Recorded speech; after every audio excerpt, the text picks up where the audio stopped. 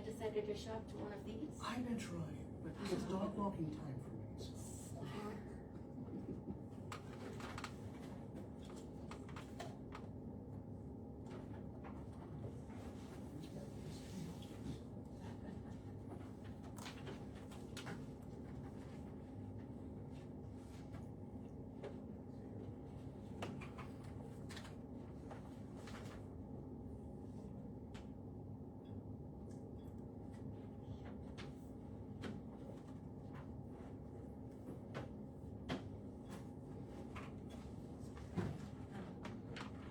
First one's flying at 10 o'clock.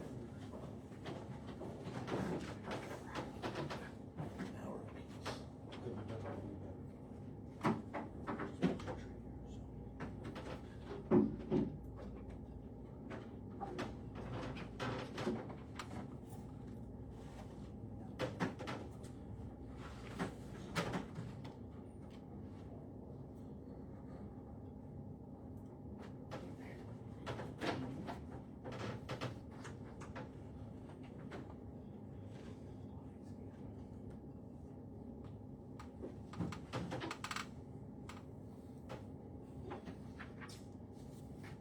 All right, it is 9 o'clock. I'll go ahead and open the floor for citizens' comments.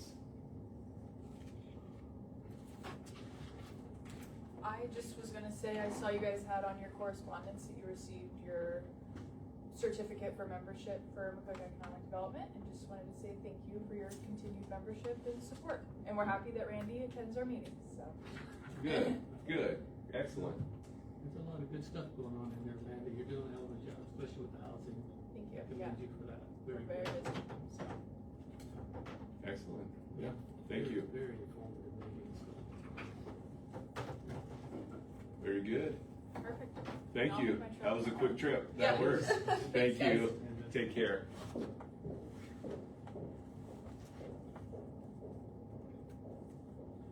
got one thing I can bring up in here. We are being asked to do a signs and shop audit on around the 13th or 14th in order to have all three districts there at the same time. We don't normally vote on this, but it's something that we should look into. What you think? Well, yeah, so we didn't put it on the agenda, but for a vote, Is everybody open to having all three come together for a meeting when we do plan one? well, I corresponded with him, and he does plan to come to Danbury to do a sign training. So he said he hadn't heard from either one of you yet. So, but maybe see if, I mean, you could probably handle that. When's he coming to Danbury then? Do you have a time? Yeah, I'm checking. –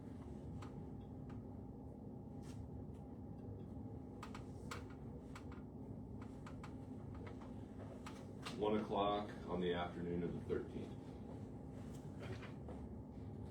He says, let the other commissioners know they are welcome to come.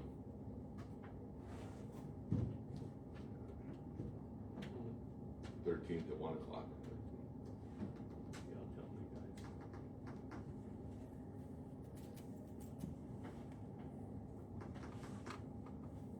So will just the road crew be there, or will you guys be there? I'll have to do a notice of quorum. No, just the road crew workers. They're just, NERMA is just putting on a sign training, road sign training. And then they're gonna do a shop inspection, and he'll do some sign audits too, just to see where we're at on the drive some county roads and see if we need to adjust how the signs are being displayed. I'll probably go down there. Okay. We've had them in our shop. This will be nice to consolidate. We've got a lot of sign issues out in the country that need to be fixed. And we don't really know the regulations.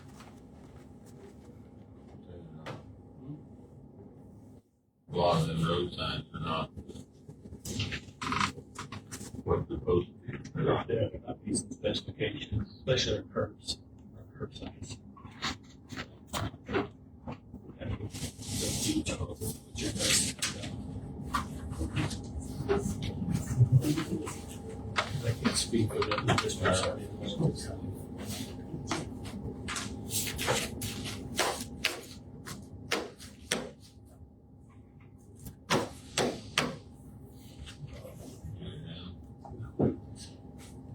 And harness, P50. I don't know, depends on whether I beat the whole one. 360. Maybe, okay. So go down, Chuck. But it can be worth it. Yeah, that's true.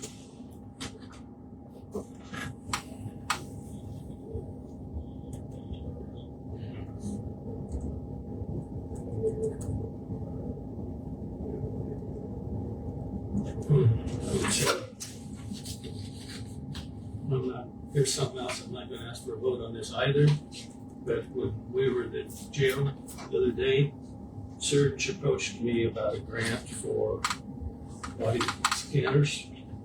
And, I have a reward meeting tomorrow, which I go to a job instead. If nobody has objections, I'm gonna ask our grant writer to look into this to help Serge out. Just to see if, there's anything available. Should I do the research on I it? think it's something we need to look at, with technology going the way it is. I mean, we need something to protect coming into the jail. Yeah. So, something we need to really look at.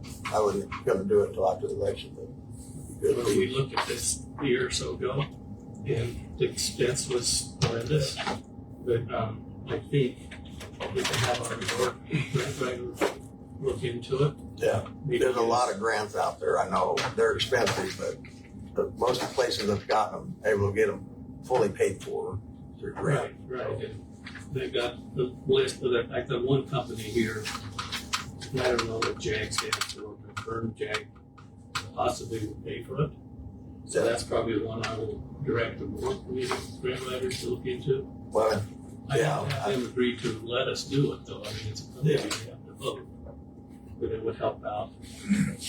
so the grant writer, that's what I went talking to Serge about is that a county employee or who? No, we participate in it by paying $2,500 a year to be a member of Okay, it. just a And group. then there's a committee of 5, hospitals, schools, and the city and that, but we vote in that committee whether or not we want to take on a new project, and if we do take on a new project, then that grant writer will research it to see what's available and see what it takes to fill out the application. And if they did independent research on the companies, because I've started looking at them, I really dug deep, but if they could help on that, that'd be good. Yeah, Outside looking in. and it's gonna be nothing lightning fast. This No. is gonna be a slow process, so I guess getting the ball rolling is Yeah. probably a good idea, just, Well, this one says that the funding wouldn't be available until fiscal year 2028, but I think we've got till the end of this year to apply. Yeah, And obviously, we've got some problems over there at the jail that need to be remedied, so we better be looking at this. well, and in this day and age, it's just one of those things that,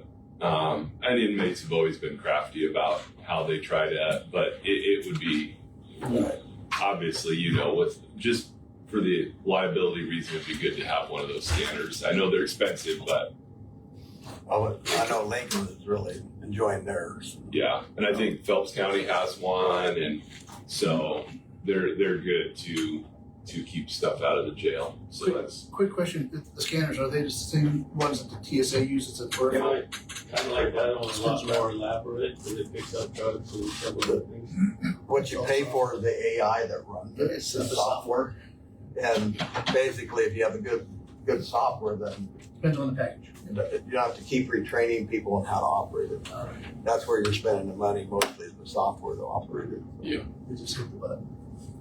These scanners are a little more in depth than even TSA. TSA does a lot of Weapons. Yeah. exterior. This is Interior. yeah, looking at cavities. So I'm just waiting for, the day where you go through TSA to get on a bird and they give you a cancer diagnosis afterwards. yeah, I've ridden vacation. Yeah. This information from Director of Justice Program says that We have to be compliant with NIDRS and DCRA. I don't need you to tell me what those in. I know you know what they are, but I don't. This includes zero and check reports, and as of right now, we are compliant. So, You're chilly? Jesus, I'm earlier. so anyway, I'm gonna bring this to work tomorrow, so to look into it. If nobody's done inspections, is that idea? No, I think we should see what we can get for some grants if possible. I think it'd be good.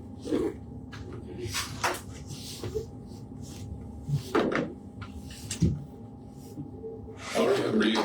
Good, how are you? Good. My graduation? Yeah, it was pretty low key, you know. Yeah. When they graduate from high school, you do a big old party. When they graduate from college, you take them out for lunch. Yep. So it's a lot cheaper. Much easier, it's a lot yeah. less stress than Yeah. trying to dig through photos and get all that stuff put together. But yeah, Yeah, yep. I'll be Yeah. there.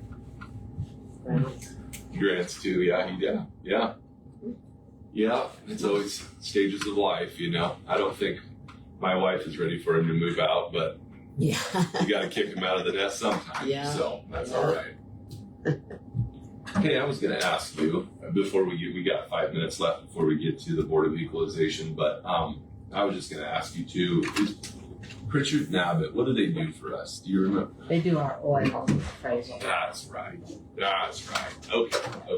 Residential. Oil. Oil. We still have some oil Now we can remember what. in the county. Yeah, it Not doesn't. much, but, You don't know how to put an assessment on oil. no.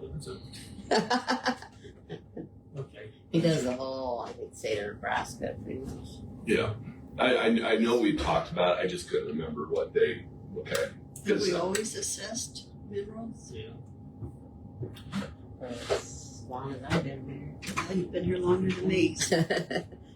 Long time. Yeah. I mean, not all counties. I talked to a couple of counties last week. They don't have oil. They're clear north of us. Up in San Luis. they must not up there. Probably not. Must be It's all about the topography below. Yeah, right.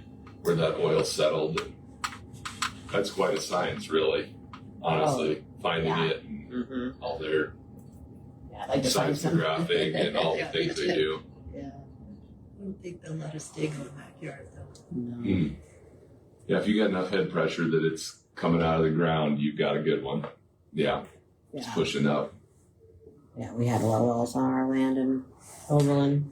My grandparents had, so Yeah, drilling has been kind of, the price per barrel doesn't reflect the price of the pump. There's not a lot of drilling going on right now no. in southwest Nebraska, northwest Kansas. You guys been watching Landman?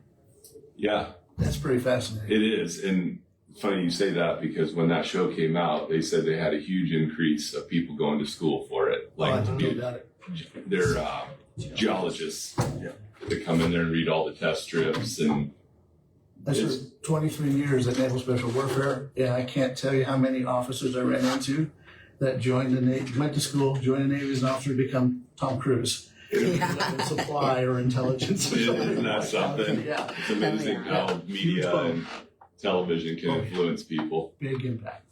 And then you meet those poor people that have to do that job and they live on a rig and it's not as glamorous as the TV Well, makes there it, was you an know. episode where a bunch of guys died because of some gas that came out. You Yeah. know, it's invisible, you can't smell it, Mm-hmm. and you just drop dead. You know? Yeah. It's like, whoa. Yeah. You smell that when you go past, and I don't know that now that's odorless, but I don't know what gas it is, but it smells like rotten eggs, Yeah. you know. That's Yeah. We've had that happen. Methane. We've had deaths because of that here. Yeah. It's not just one. Well, it's one of the risks that we brought up during a meeting with Hubner about the O2 pipelines, the CO2 pipelines they're talking about building. If those rupture or if they get targeted by a terrorist organization, I mean, like a whole town won't wake up, right? Because Yeah. again, it's odorless. Yeah. And you can, while you're sleeping, you just Not good, right? Yeah. gotta mitigate the risk. Yeah. And propane's odorless. They put that in there, don't they? So you can smell it. Yeah. Yeah. Yep. Well, All right. It's 9:13. I'll recess the Board of Commissioners meeting. I'll call the board organization meeting to order at 9:15. Public meeting act is on the wall. All members are here. Lori is here. Their county assessor. She has a tax rule correction, and then another issue as far as the assessor. Yes, this is a First Interstate Bank that closed in April. They're down on C Street. It's, I didn't even know they were there. When did they close? yeah. The credit. So they're accelerating their 2026 taxes for $1,062.46. Sorry. Oh, you said 12. No. Not that much equipment. Oh, what we try? It was $1,062 and 46 cents. C Street is just west of Ace. Yeah. Yeah. Oh, yeah, that one. Yeah. I can't The remember. one up there was just on. Yeah, that's the one. The ones up there. Is that the one you got of those? Yeah. Cool. what number is that? 6. For today.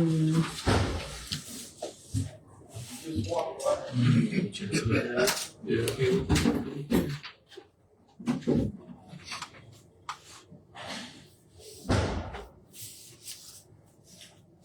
I'll make a motion to approve tax correction number 6 for First Interstate Bank in the amount of $1,062.46. Need a second. I'll second. Any other discussion? All in favor, say aye. Aye. Opposed, same. Motion carried.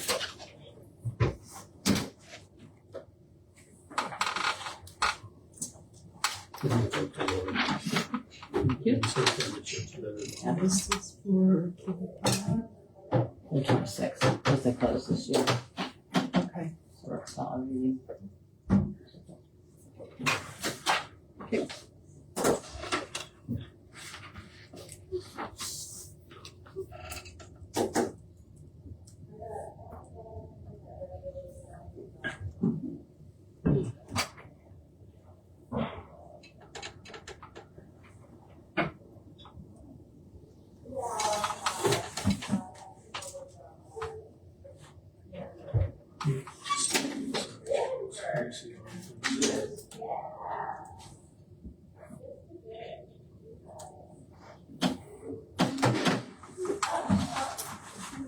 Okay, the next item on the board of information has to do with a contract for appraisal of commercial property.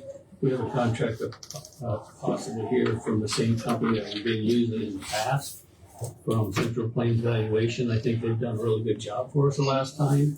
They did some really amazing follow-up for some folks that had questions about their valuation, which I was very impressed with. They didn't actually deal with it here or on the phone. They actually went to the locations and remeasured, and I was real impressed with them.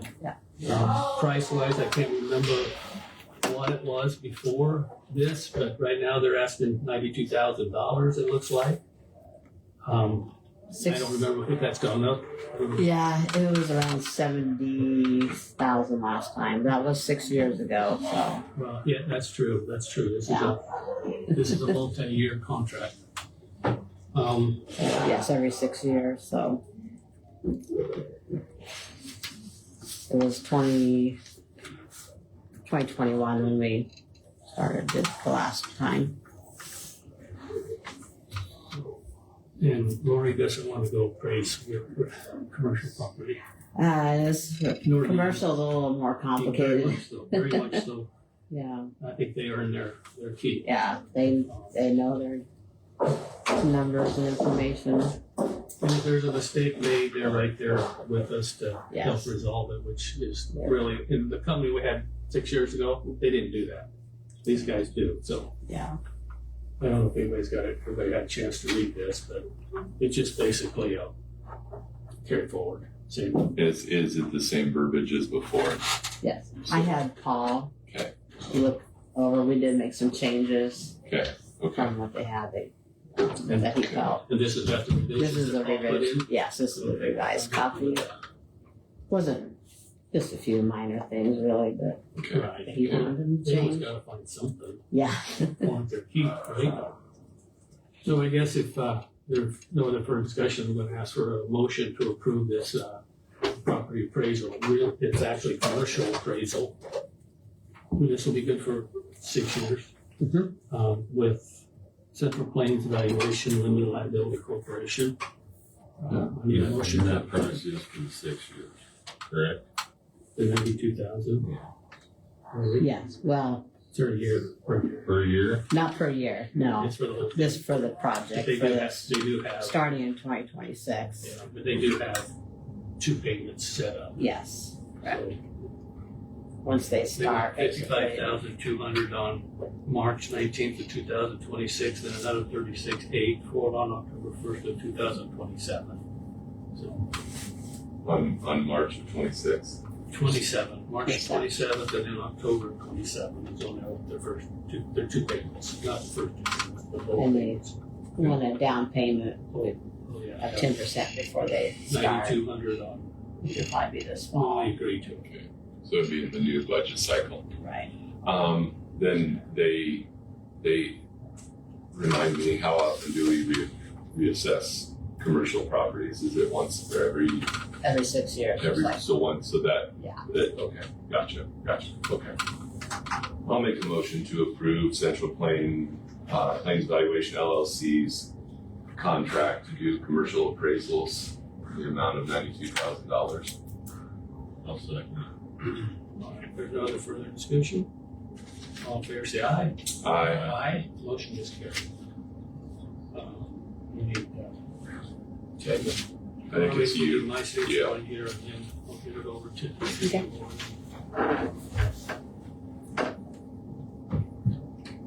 Elizabeth, how are you? Good, how are you? Good.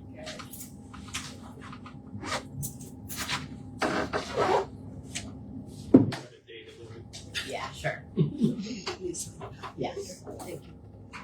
Okay, Excellent. thank you. Thank you. I think. Okay, you as well.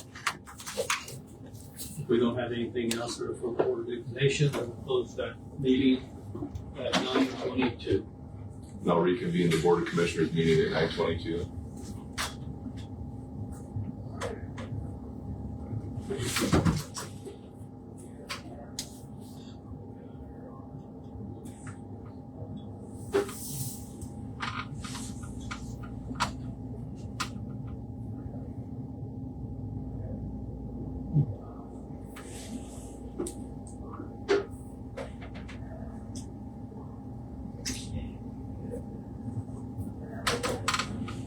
Next up on the agenda is Elizabeth with the Visitors Bureau to do the quarterly report. If you're not ready yet, we still got time. If you're, I believe Sarah was. Sarah's gonna come. Okay, Yes. sounds great. That's fine. Shortly, if not.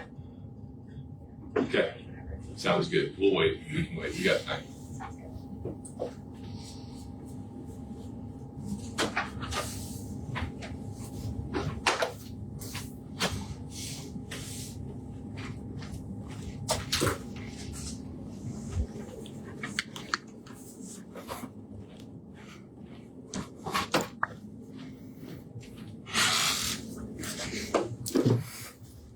Smile for the camera.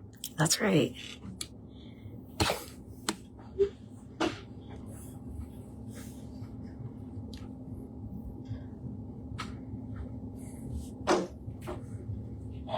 On these, do we have any like liaison or anybody specifically? Yeah. I think it was named right now. Okay. Okay. Let me see what that is. Here. Yeah, I was just We curious. tried to contact him this morning, yeah, called back. Okay. I didn't find out until Friday evening when I saw that, and I'm like. Yeah. Okay. I was just curious in case that question comes up as far as who. But He actually came by yesterday, last Wednesday, and looked at our operation and kind of talked to us about it. so he's with them. He's with I. ICE Homeland Security. And he. Okay. Okay. I think like, I'm not sure where. Where? Down the. I know they have them in North Platte, but I don't know I think that's part of his operation. up there. I'll see if I can find out his name. Shane, possibly. Okay. I thought I had his card, but I don't. I was just curious, just in case that question comes up. I didn't know. Yeah, maybe it's not pertinent, but Those, everything, all those agreements are online. Okay. You go to ice.org.cars.gov, and with law enforcement. and it shows all It the has everyone in the nation. They're all just identical. right. It's Right. So, Okay.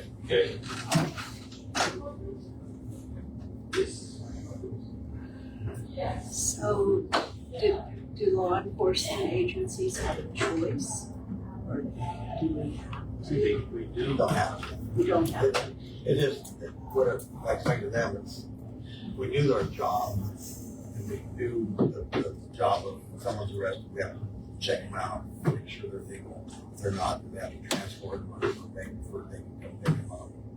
All this does allow us to do part of that, so they have to send someone in, but then also we can be paid for it. So if my guys are having to do extra work because of this individual who needs to be detained, then the county can be reimbursed. I should have waited. I'm sure you're gonna have to No. say that all over again. Well, I just wanted. Yeah.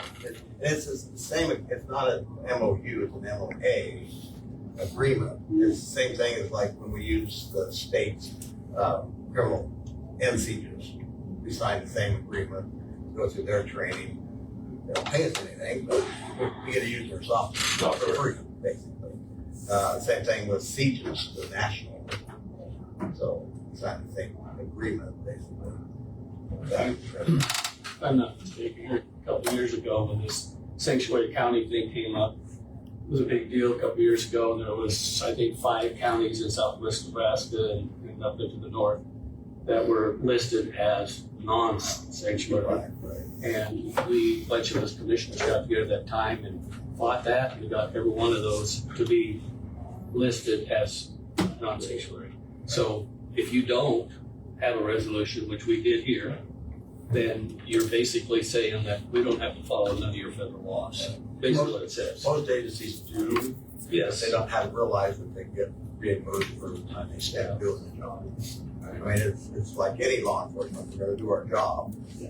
And it's just nice to be able to, if we take away from the normal county business, then they should be reimbursed. I agree with that, but I would say this advocacy group care less whether we got reimbursed or not. That's not their agenda.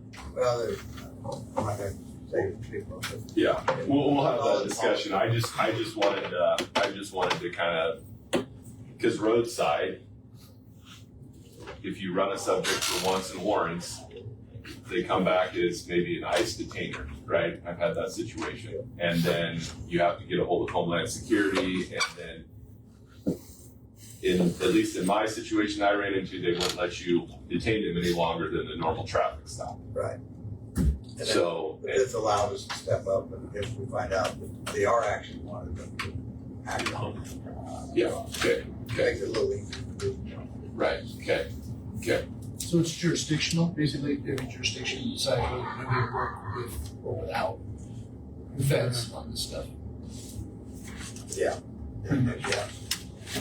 Well, and in a lot of things too, law enforcement it's a family, right? Yeah. We cooperate with one another. Like we're not gonna be like, I mean, but we'll talk about that. Yeah, most jurisdictions is a problem. Yeah, right. So, I mean, yeah, I could choose not to cooperate, sure, but Your job is your job. yeah, it's, That means that.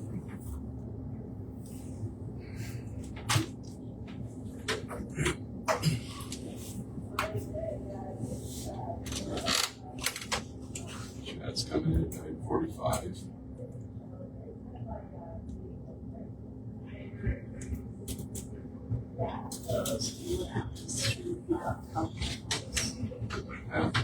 Well, it's the same email. You forwarded something about the increase, but 8% increase.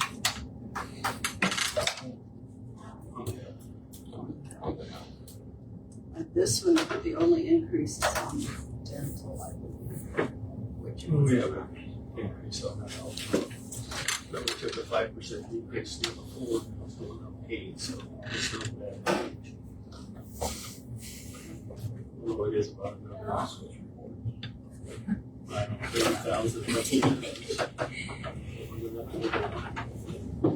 That would equate to we always budgeted $1 million, a little over $1 million,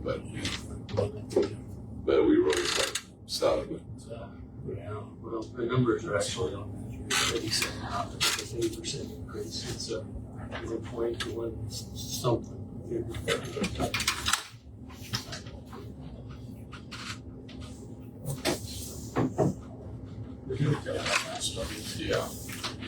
We started at the first time.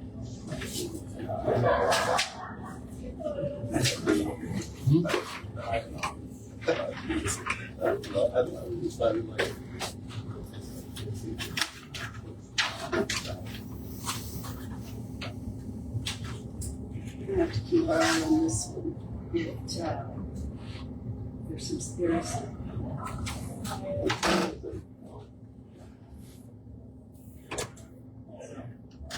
Crystal did some reading here on the last one.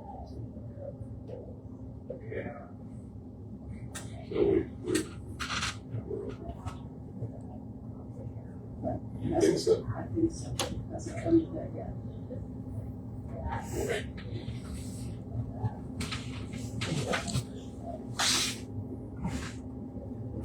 87%. That's all we got left. Okay. Up to 1.4. Okay. That's why you received 8% increase. Yeah, did you see today's amount on that the amount? I wouldn't mind. Can I have that under sheet? Or is it underneath there? Oh, I believe this is it.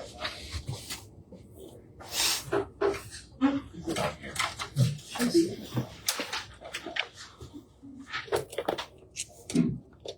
Yeah. So, what's the amount at the bottom of that? 177,000. Yeah. Once we approve this claim, we're going to be 5,000 to the good in that account.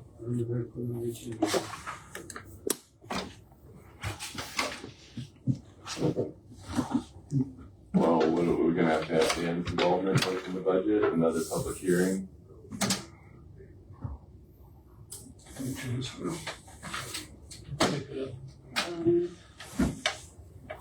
We could transfer it over at the top of the budget authority. Yeah. So, Where is it? but it's been. Yeah. Well, you showing this claim that's coming up? right here. Self-insurance, 172. So that's going to leave us. You said No, that's not the balance, that's the claims.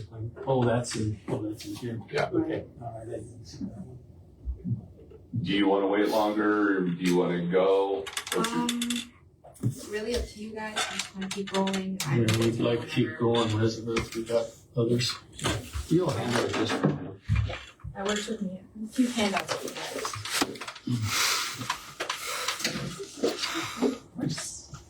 Thank you. Yes.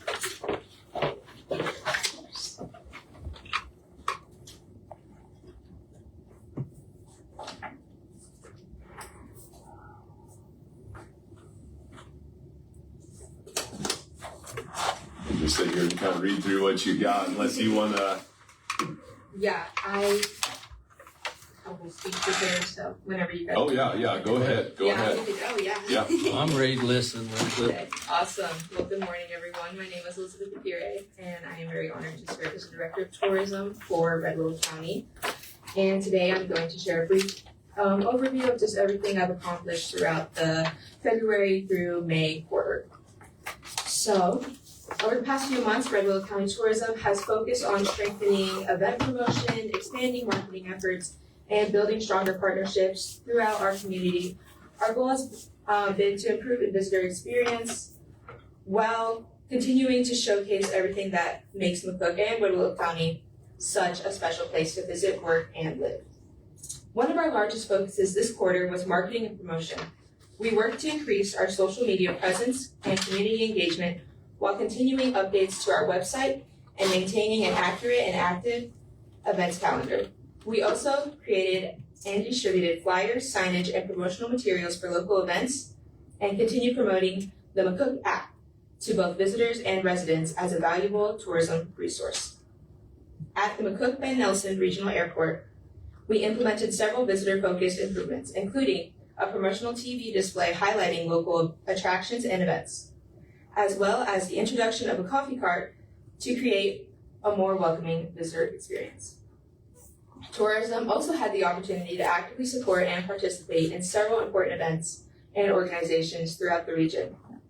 These included family pillar meetings and the Rolling Out the Turf event for the new sports complex and attendance at the Nebraska Tourism Conference in Lincoln. These events helped increase awareness, attendance, and community engagement while strengthening tourism connections across multiple sectors. Another major priority this quarter has been partnerships and collaboration. I've had the privilege of working closely with the McCook Chamber of Commerce, alongside Director Sarah Schneider, whose guidance and mentorship have been incredibly valuable as I continue growing into this role. We also collaborated with the Red Willow County Fair Board, local hotels, and the McCook Creative District, and organizations such as the McCook EDC, and to strengthen tourism and development and community alignments.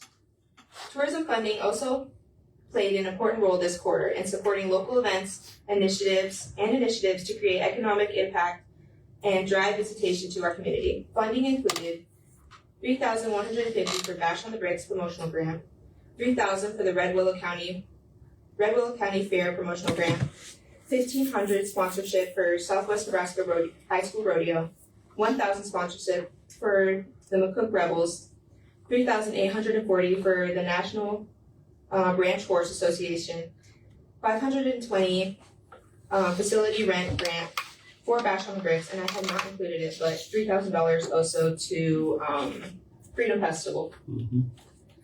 As I transitioned into this role, one of the biggest challenges has simply been learning the full scope and responsibilities that come with tourism development. This position requires constant communication, organization, adaptability, and proactive planning.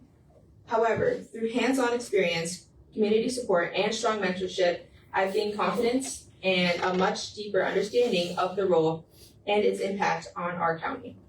Looking ahead to the next quarter, our priorities include expanding our social media strategy, promoting summer events throughout all of Red Willow County, increasing community involvement and partnerships, continuing to improve visitor experience through signage and digital tools, and developing more video and visual content to better showcase our community.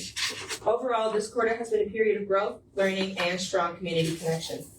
I'm extremely grateful for the support from our local partners, leaders, businesses, and community members. I look forward to continuing to build momentum and finding new ways to highlight everything Red Willow County has to offer. Thank you, guys. Excellent, thank you. Any questions? How's things going? So far, it's going good for you? Yes. Okay. It has definitely been a learning experience, but it's been good. Okay. I think we've got a very qualified board there now. Yes. They seem to be working together really well. Yes. They all got something to offer, it looks like. Yes. Charles attends the meetings and Totally different. totally different. Are you feeling too like I haven't talked to Sarah, are you feeling like you're kind of getting your feet under you as far as keeping her on board, or are you ready to go solo?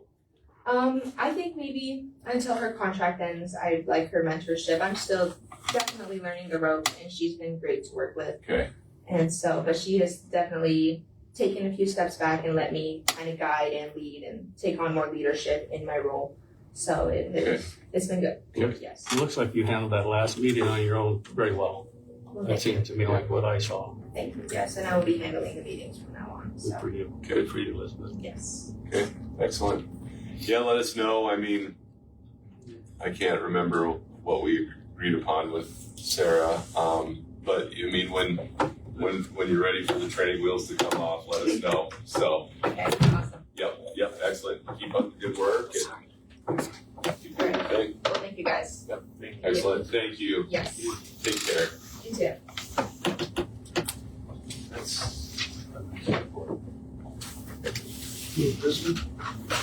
Yes.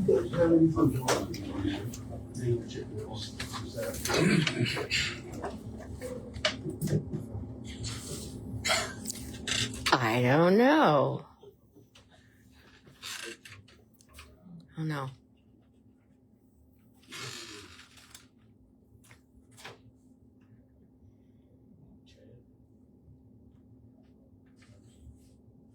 No one has commented anything yet. No one has commented anything Give it a yet. few minutes. Yeah, hopefully. I know Chad probably drove from Aurora today, so we'll wait to visit with him.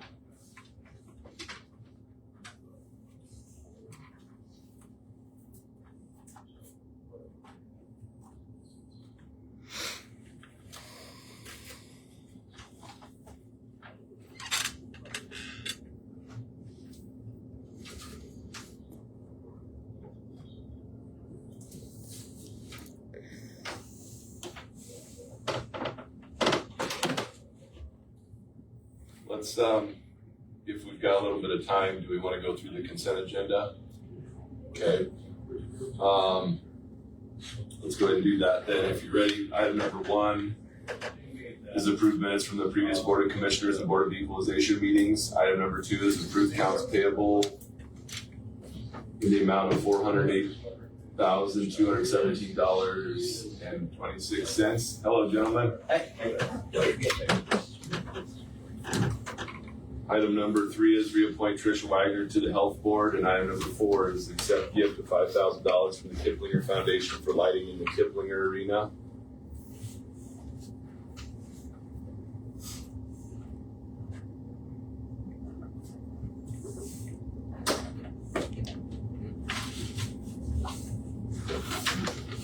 Do you have anything on those 4 items that you guys want to discuss?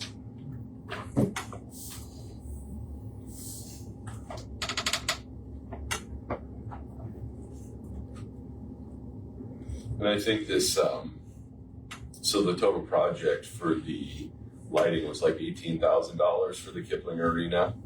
And so this 5,000 gets it below the purchasing act.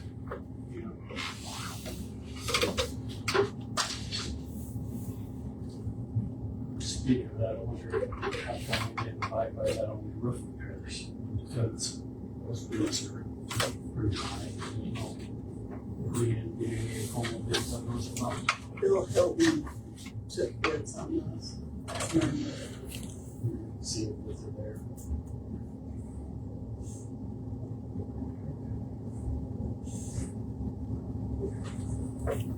Because they fixed the roof on the old sheriff's office and then your roof. Okay. Didn't we just have to pay the medical though? Or they did everything else? Well, they paid part of it, insurance paid part of it. Is that just our deductible? Okay.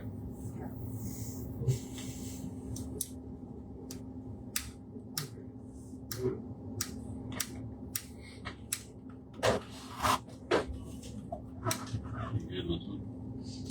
Yes. And if you guys are good with those 4 items, I'll entertain a motion in a second to approve those items on the consent agenda.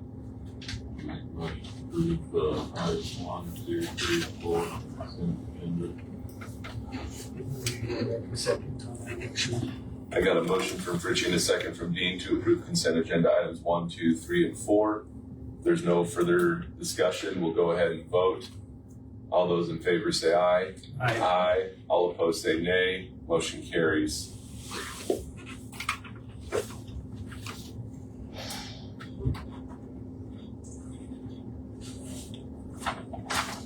How soon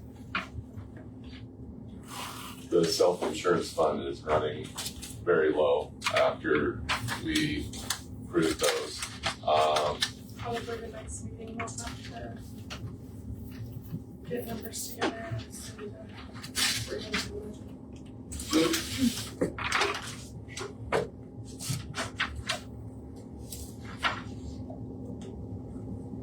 You want to contact Dan Miller and see what we need to do.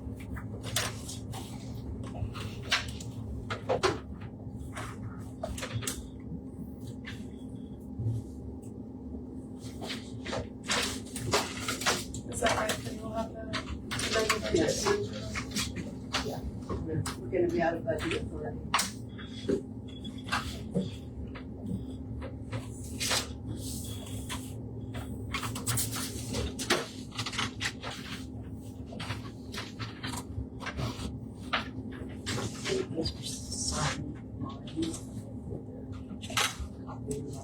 Okay.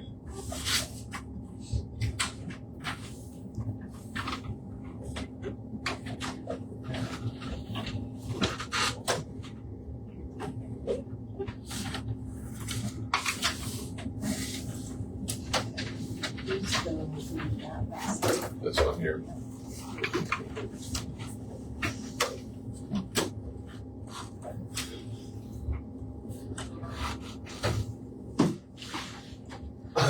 All right, it is 9:45. We have Chad Swoboda with the Swoboda Benefits to present the renewal numbers for the county. Yeah. Yes, sir. Come on down. All right. Down here on the end? Yep. Does that work for you guys? That'll work, Chad. All right. Thanks for coming. Yeah. Nice drive this morning. Yeah. Yeah. Kevin's with me as well. You guys remember him? Yes, sir. How are you? Good to see you guys. Yeah, same here. All right. So we've been working on this quite a bit actually to get where we needed it to be, or at least where we got to a point where I think it's the best offer we're going to get on the table. So you guys open up your packet. We'll start with the principal one. This one's pretty simple as far as the renewal goes there. So if you turn it to page 3, it kind of starts with the rate changes, if there are any. The group life, which is the company paid life that the county gives to all the employees, that rate is not changing, along with the accidental death and dismemberment, so no rate change on that. Dependent life is also a part of that. There is no rate change on that one. Group voluntary life kind of starts at the bottom. This would be the life insurance that the employees purchase outside or on top of what you're providing to them. If you flip to page 4, you can go see that rate. That rate is not changing either. That one changes as people get older, though. You can see there's different tiers for age bands. So every 5 years, the rate changes for individuals, but the actual tiers themselves are not changing. Accidental death that goes along with that, no rate change there. Voluntary term child life, we got 5 people taking that. Total, no rate change there. The dental is taking a little bit of an increase, going from $30.85 for single to $32.95, so a $2 increase per month, which is pretty standard in the dental world right now. It's a block rate increase for principals, so every group's getting that, and that's just based on dental costs going up, and dental dentists are charging a little bit more. So, but still very reasonable rates on that. And then the vision rates, no change on the vision rates, and that's a voluntary product too that the employees buy, so no rate change there with principals. So just a small increase on the dental, otherwise everything else is staying the exact same as far as rates go on the principal side. So that's the ancillary benefits. And the dental is paid for by the county as well, right? Yeah. In full. Any questions on that piece? They gave us the good news first. Not bad news. So if you go to, a couple different ones. Let's go to this one first. This is the renewal spreadsheet. I'm sorry it's a little bit small, but it makes it a little bit easier to compare. So let's see here. So I got a wrong label on there. The current rates is actually 2 years ago. And the second column over is where we're at. Wait a second. Where we're at currently. And then 26, 27 rates, which is the third column, is the actual renewal. So I put 3 years on there. The reason for that is last year, our overall exposure went down by 5%. This year, it started at just under 20%. We were able to negotiate that down just through some leveraging and shopping to get to an 8.06% increase on the medical plan. I broke down all the rates in the middle there. So when you look at the medical admin fee, the first the top part of this before that blank line is going to be fixed costs. So those are the costs that you're going to pay regardless.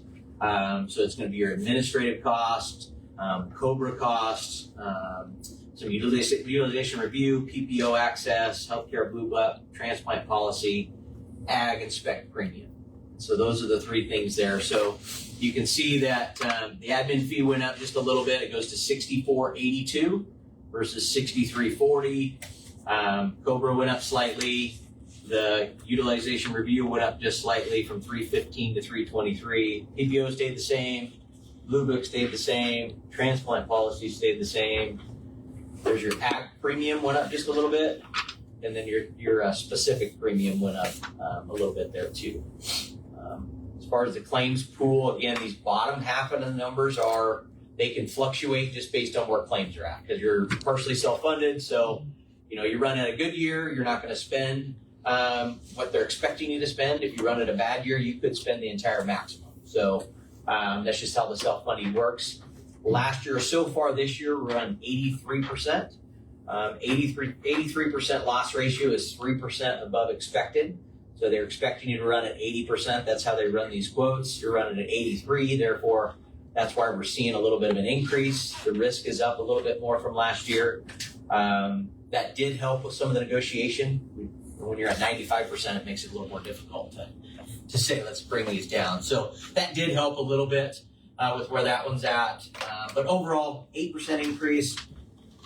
If you go to this sheet here, the government has changed, every year they change the limits on the HSA and the high deductible qualifications. And so the PPO plan, which is where a lot of the employees are at, no changes to that plan design. The high deductible plan, we had to go from $3,300 for single deductible to $3,400. Family from 66 to 68. And that's just something we can't control. That's the lowest possible embedded deductible we can have with an HSA qualified plan, which is why we have that one. So we had to make that change. There's no choice on that. But these rates would be based on not making any changes to your plan except for that one high deductible change, which is required that we do that anyways. We can always go higher than that. I think there's only 3 of us on the HSA. Yeah, there's not a ton on that one, but it will be a little bit of a change. So, yeah, but we can't control that change. That one's required by the IRS to keep it as a qualified plan.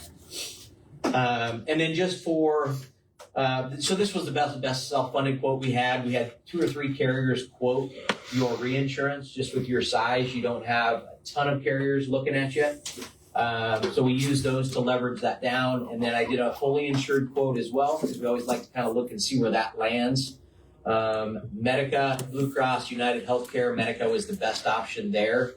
Not really an option because it's 22% increase to go to a fully insured plan, which would not make sense to go off of a self-funded plan to pay more in fixed costs and guarantee you're not going to, save any money basically. So, well, and the reason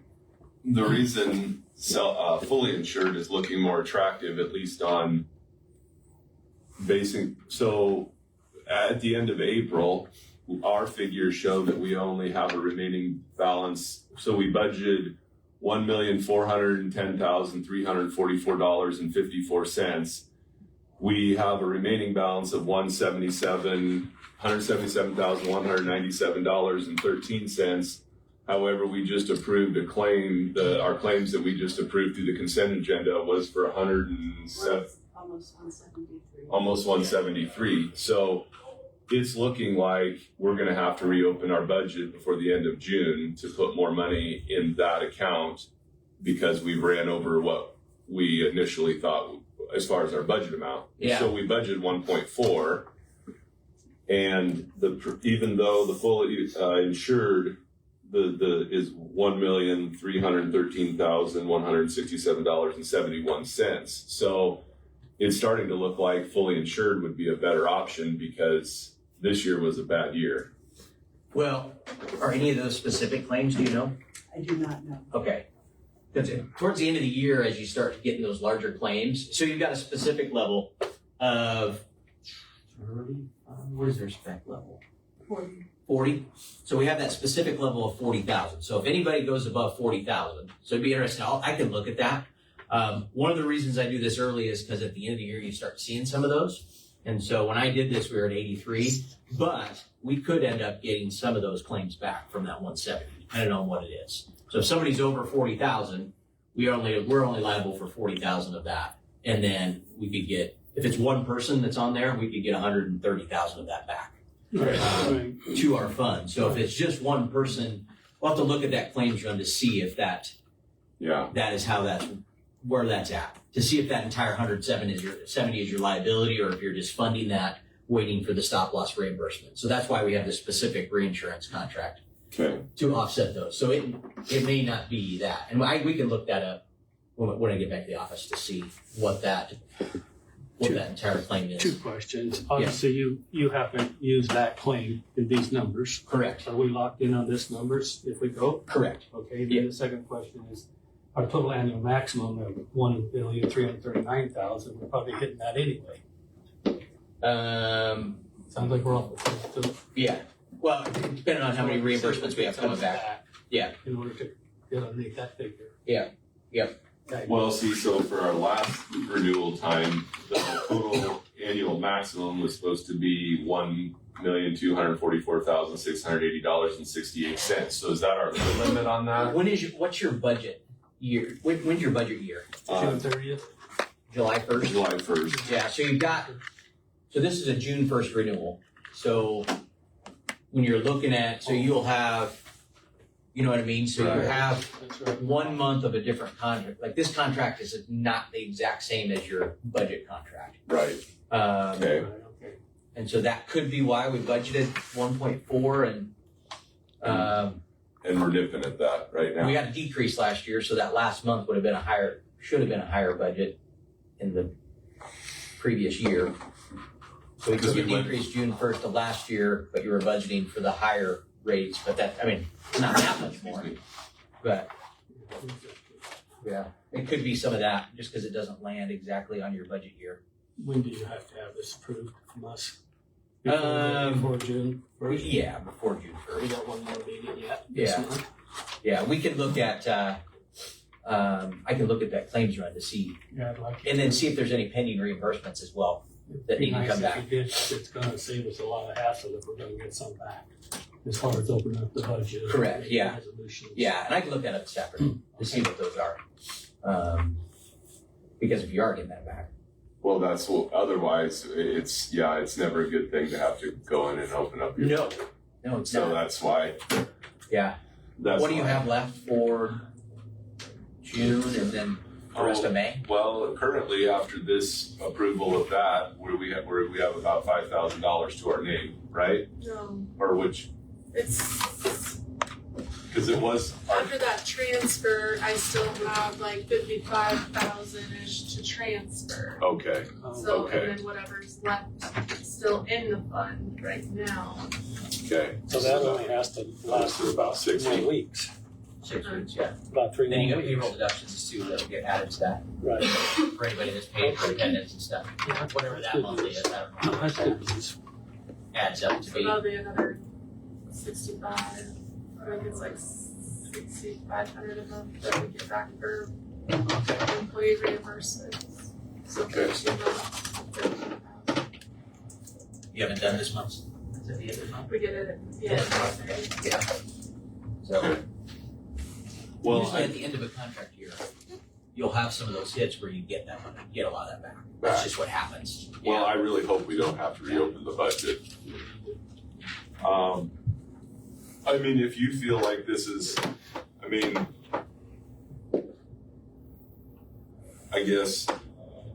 As far as the renewal, I think it's very reasonable when you figure that Chad shop last year got us a 5% decrease, Right. and now we're going up 8.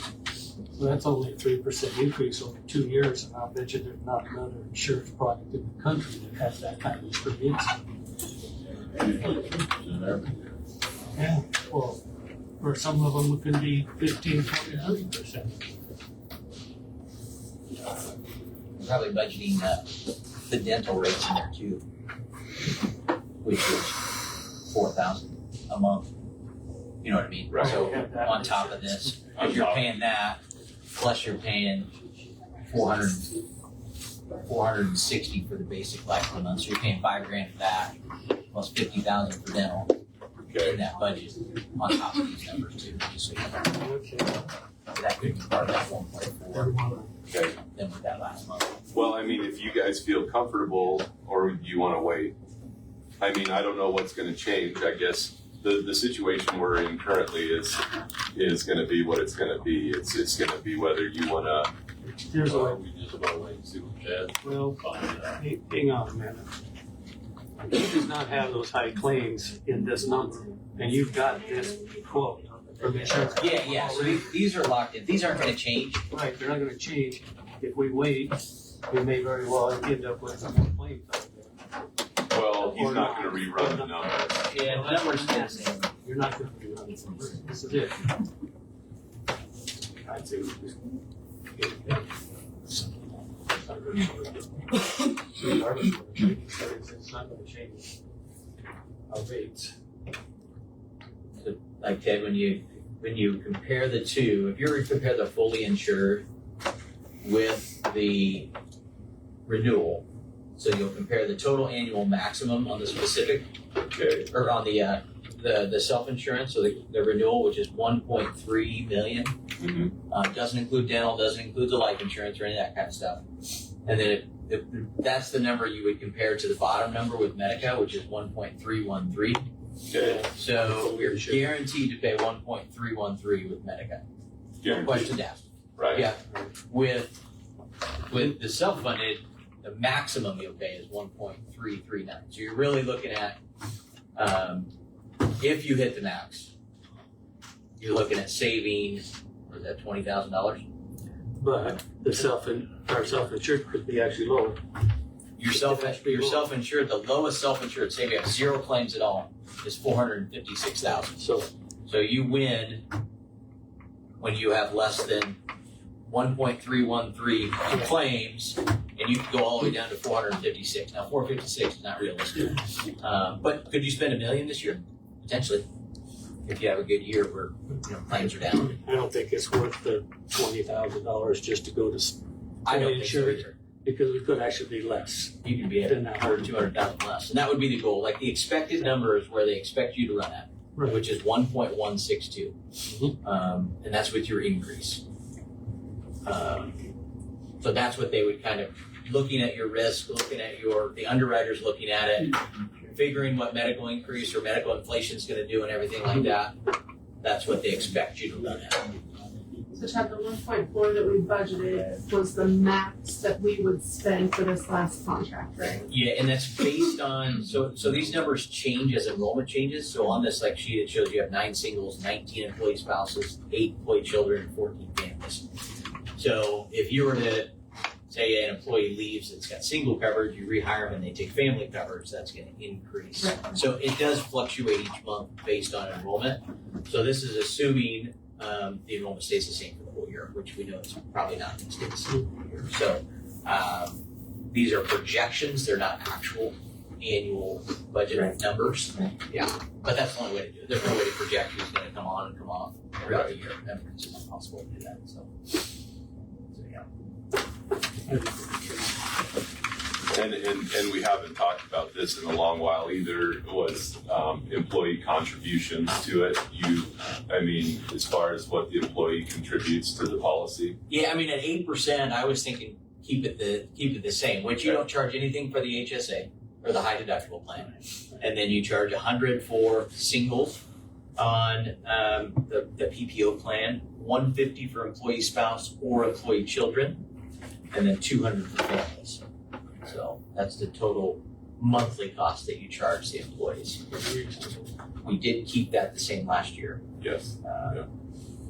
So, and I know that's always a hot topic with when you start looking at wages, total compensation, and everything like that. That's a big piece of what, Right. why you have it where it's at. So, Right. Okay. Well, if you guys, I mean, I'm fine with it. It's not gonna change by waiting until the 26th. It's not gonna change. no, the numbers are gonna stay the same, so it's whether or not you wanna think on it longer, if you're good at moving. I don't charge it on the late, but I'd like to approve it. I mean, what's your thoughts, Charles? Well, I was just thinking about whether we had to reopen or not. The city was gonna check on numbers. That's That's a all, totally yeah. different subject. And, Yeah, that will kind of play. no, this is all right. I'll do it.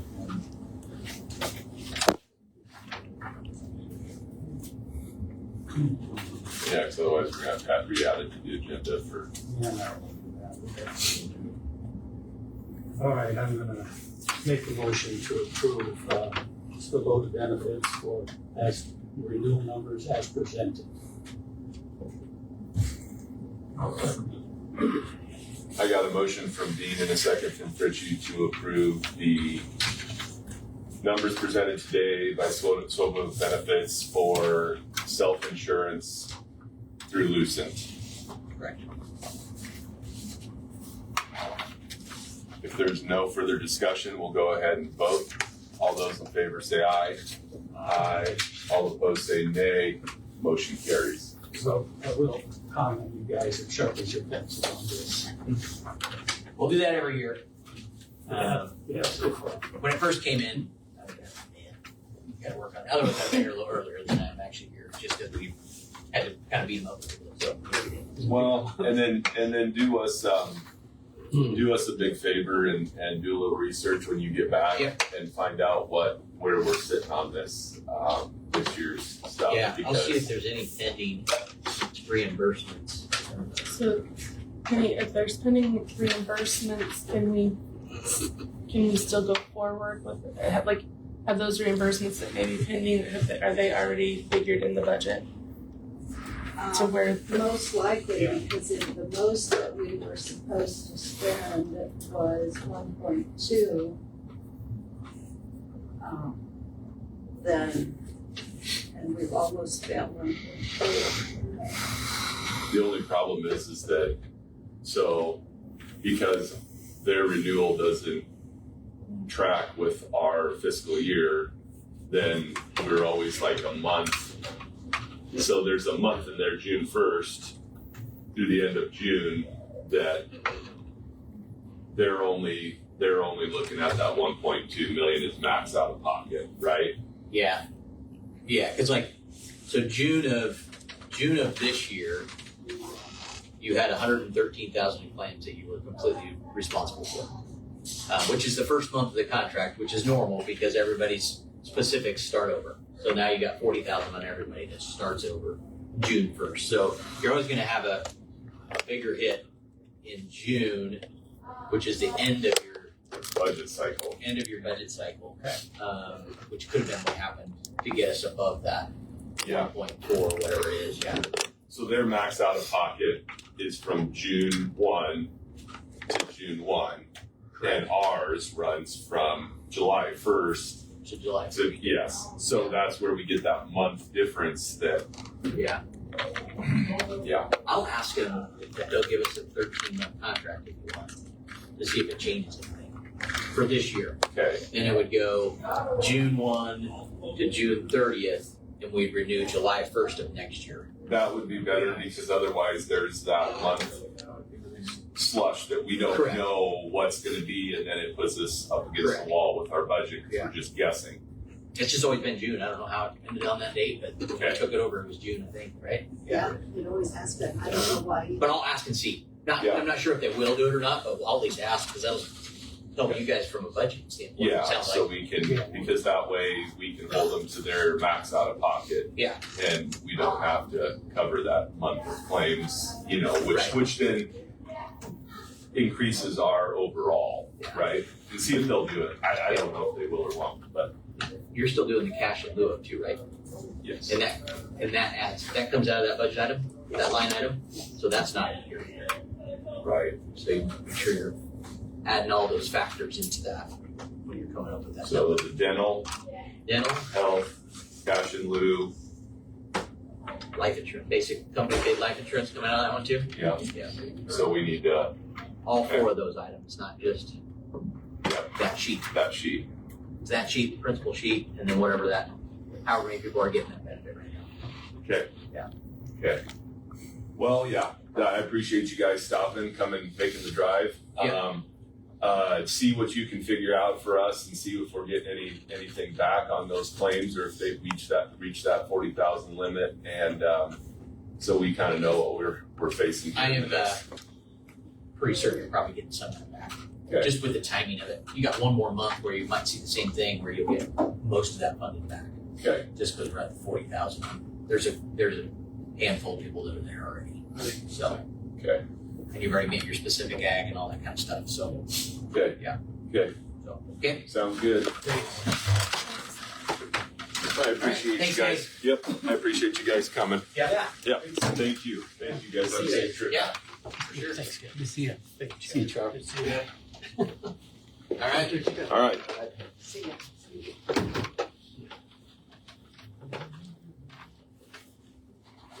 All right, we're running behind. Appreciate your guys' patience. So next up on the agenda at 10 o'clock, which is 10:10, Nebraska Voices, to discuss the MOAs between the county and ICE. Come on down, find a spot wherever you'd like there.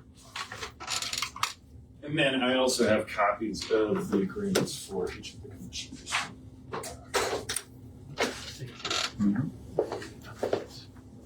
And they are, just to note, there are 3 different agreements in there. Okay, excellent.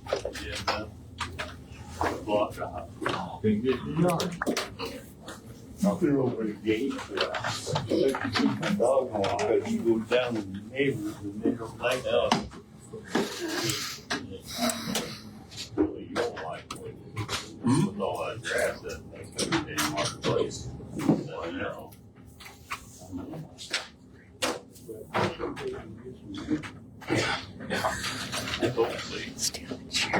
You know, and you can mow and Yes, sir. Yes. You gonna present before the board? That is my intention, yes, sir. Fair enough, fair enough. You have the floor, so. Okay. Good morning, commissioners. My name is Andrew Graff. I am an attorney working with the ACLU to represent detainees out of the facility.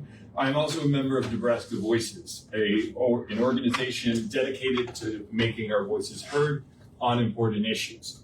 The issue that we bring today is to express our strong opposition to the memorandums of agreement struck between the Red Willow County Sheriff's Department and the federal government. We have several reasons for this.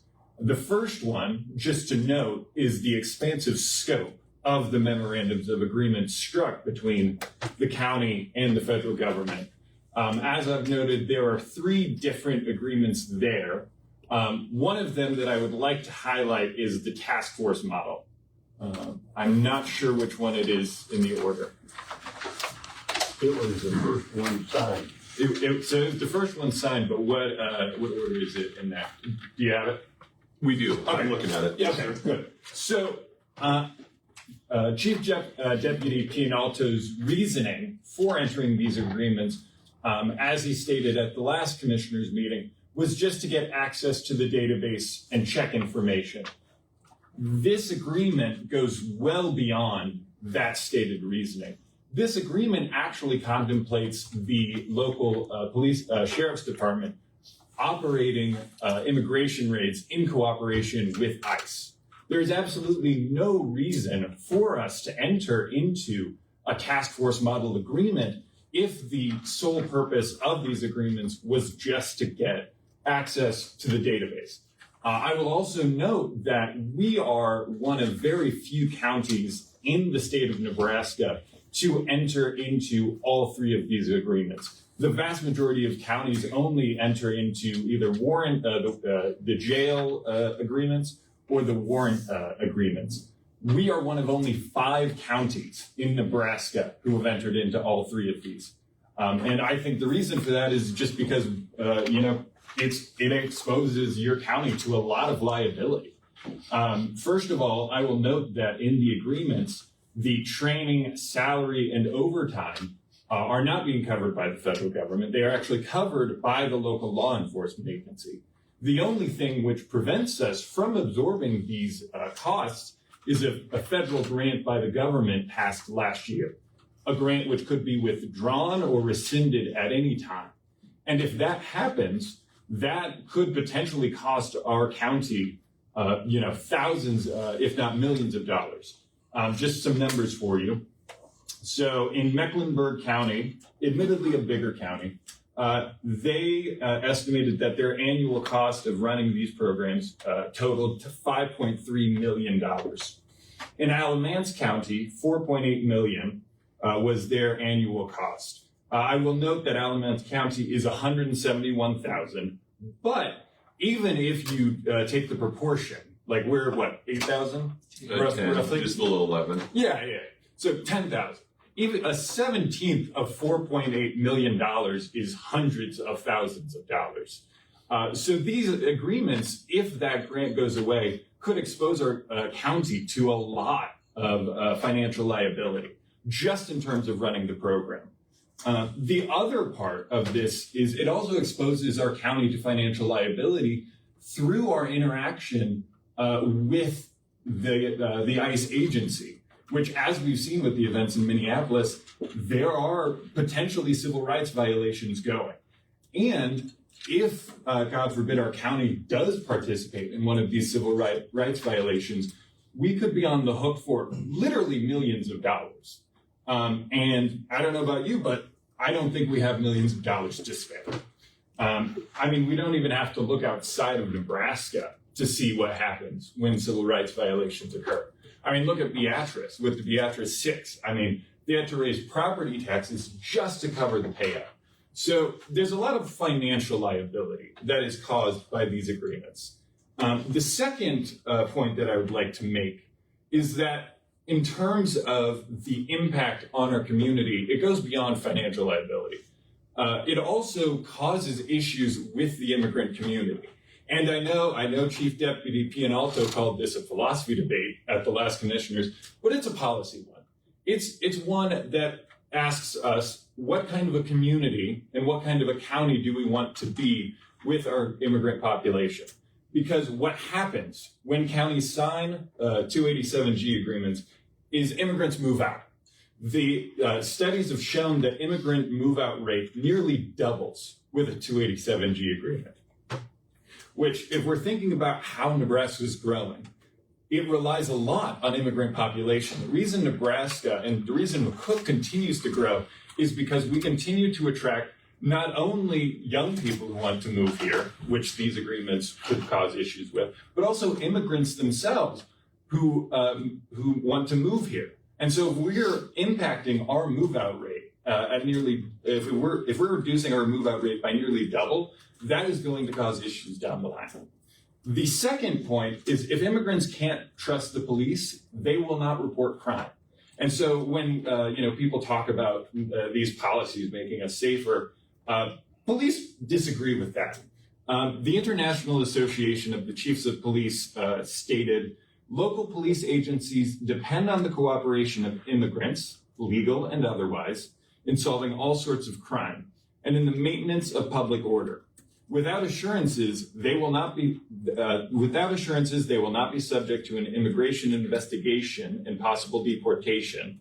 Many immigrants with critical information would not come forward. That means that crime will be reported less by immigrants if these agreements go into effect. Police Chief William Bratton put it very, very succinctly. The people who benefit from these agreements is not the average taxpayer. It's not the average citizen. It's criminals. Criminals are the biggest beneficiaries when immigrants fear the police. And make no doubt about it, immigrants will fear the police if this agreement goes into effect. And so for all of these reasons, putting aside, the philosophy debate, just looking at policy, money, and also what the impact could be on our safety and on our immigrant population, the Nebraska Voices expresses its strong opposition to the Red Willow County Sheriff's adoption of the 287G agreements. I got a question for you, Andrew. Yeah. You're saying in this task force model, it talks about that we're going to go out and we're going to create ICE raids. Can you tell me where that says that in this? Yes. What page? Yes. So I believe it's under the responsibilities section.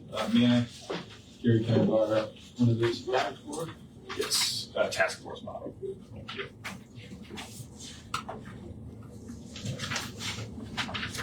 Okay. Yes. Yes, so that is going to be in the designation of authorized functions. What page? So that is going to be pages 2 and 3, specifically on 2 though. I will also note that under the task force model, ICE agents would be required to be here to conduct these immigration raids. So it would involve ICE agents being in our communities. They're here now. What'd you say? I'm sure they're here now. Well, but I think there's a difference between them being limited to one facility on the outskirts of town, to them, gallivanting around communities, doing these types of raids with immigration. And I will note that we have seen these types of raids go on, especially in Florida. They've actually built entire checkpoints designed around targeting immigrant communities in these raids. Isn't this federal law though? What? County law? It's federal law whether they want to, like you say, round up illegals. It's a federal issue. I mean, it is a federal issue, okay. But what I'm saying is if we participate in this system, we could potentially face millions of dollars in liability and costs. I don't think that our sheriff's department has ever participated in an ICE raid in Red Willow County. But what I'm saying is there's no reason for us to agree to the potential of doing that. If the only thing that we are trying to do is get access to a database, we can do that with the warrant service model and the jail service model. There's absolutely no reason we need to do the task force model, which the majority of Nebraska counties have not adopted, even the ones that have adopted 287G agreements. So you don't have a problem with the memorandum agreement and the jail enforcement model? I mean, I have a problem with all of it, Well, but in terms of the rationale that that the chief deputy provided, there's simply no need for the task force model to be adopted. Well, I don't know. Can I ask where your funding comes from? What did you say? Where does Voice for Nebraska funding come from? So we are we're just kind of a group of people who came together after the facility. Okay, so you work for free? What'd you say? You work for free? No. So I received my funding from the ACLU of Nebraska. They're the ones who helped me to represent the facilities and also do organizing out here. Okay. Not affiliated with what's the name? That Appleseed? No. Not affiliated with it at all? No. Okay. Not at all. Well, Most of us are unfunded. basically. I mean, we see a problem here, a potential problem here. And basically, the people involved in Nebraska Voices, we hate the thought of that abomination out on the north edge of town. I understand you do. And we don't want any more of ICE's business because they're basically poorly trained. They're Gary, we've seen who is poorly trained? Who is poorly trained? these ICE officers that do things. Did you watch the videos of what happened in Minneapolis? This is. I mean, you had a bunch of those officers hold this nurse, this Veterans Administration nurse, down on the ground while one of his buddies pumped 10 yip rounds into him. Now, what would you say as far as their training, their attitude about that? I don't know that. There was 3 citizens of the United States killed in Minneapolis during these raids. You say, well, this won't happen, could, and you don't know. I don't think. You have no idea what might happen. I don't think our sheriff's department's going to go out and pump rounds into an unaffected citizen. Well, I hope not. I hope they're better trained than that. I just take offense to that comment, Gary. That's crazy. I mean, I think the question is why even open up the potential for that? If the sheriff's department is not going to conduct or go on raids, why do we need to adopt the task force model? Because that is explicitly what is contemplated in the task force model. I think the intention of this particular agreement is that if the federal agents request assistance, whether we call it a raid, I think that some facilities, like, I don't know that we have a facility in Red Willow County that would require a raid, if you want to use that term. But basically what this agreement says is that if federal officers are requesting assistance, whether they need help with a situation, if they're low numbered or don't have enough personnel, then the sheriff's office can assist them. Obviously that lends to your concern, so that there is not a fatal shooting and create liability for the county.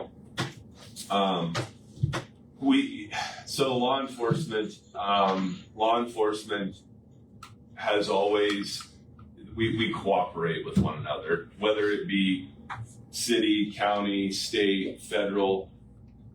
We're like, and this may offend you, we're like a family, right? So if one of us needs help, because armchair quarterbacking what happened in Minneapolis and sitting and watching it on your television screen is sometimes totally different than the officers' viewpoints and what happens, right? And I'm saying there's both sides, right? There's 2 sides. I can speak to this because I am a law enforcement officer. Some things are construed differently than what is factual, right? And I'm not here to debate with you guys. I'm truly not. I'm just trying to present the other side. I see your issue or your thought on the liability. I too would be very concerned if we had a situation where we were going to get sued, right? This would not be good for Red Willow County. But I also understand the importance of our officers being able to stay in cooperation with fellow law enforcement.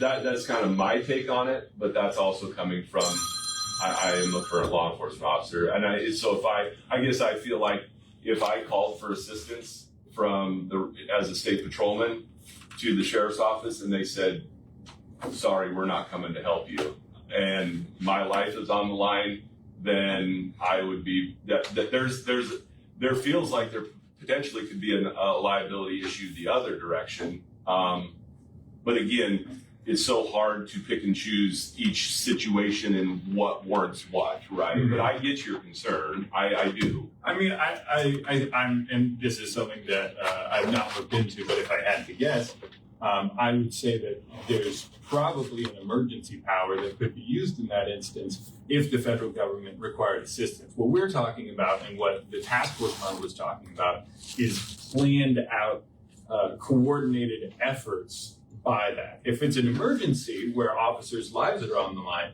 obviously that would likely be covered by an emergency exception. The task force model, I think, just to clarify, contemplates a different type of enforcement action.